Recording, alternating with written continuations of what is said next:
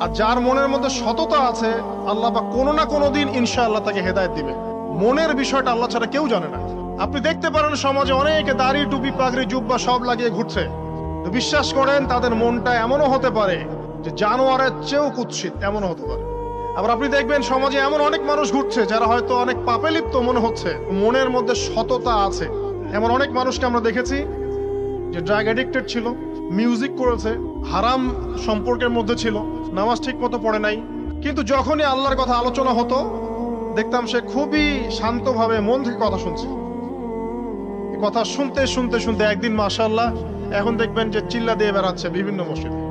অচত নামাজ পড়েই ভেবে বসবেন না যে অনেক কিছু করে ফেলছে। এক চিল্লা দিয়ে মনে করে ফেলবেন না যে দিনের জন্য অনেক কিছু করে ফেলছে। একটা হজ করেছেন, ওমরা করেছেন, সিয়াম রেখেছেন, দিনের জন্য দান সদকা করেছেন, একটা মাদ্রাসা মসজিদ করেছেন, ভেবে বসবেন না আপনি সব অনেক কিছু করে ফেলেছেন এবং অন্যরা সব ককরোচ, তেলাপোকা, ওরা জাহান্নামে যাবে এমনটা মনে করবেন। জানি না আমরা যে কার আমলের কতটুকু আল্লাহর কাছে কবুল হচ্ছে।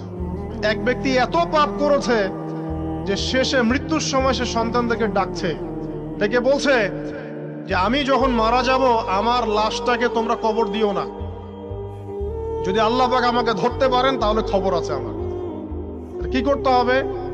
সে বলছে যে আমার দেহটাকে তোমরা পুড়িয়ে ফেলবে এবং পুড়িয়ে ফেলার পরে ছাইগুলোকে একত্রিত করবা, করে অর্ধেক ছাই সমুদ্রে ভাসিয়ে দিবা, অর্ধেক ছাই বাতাসে উড়িয়ে দিবা।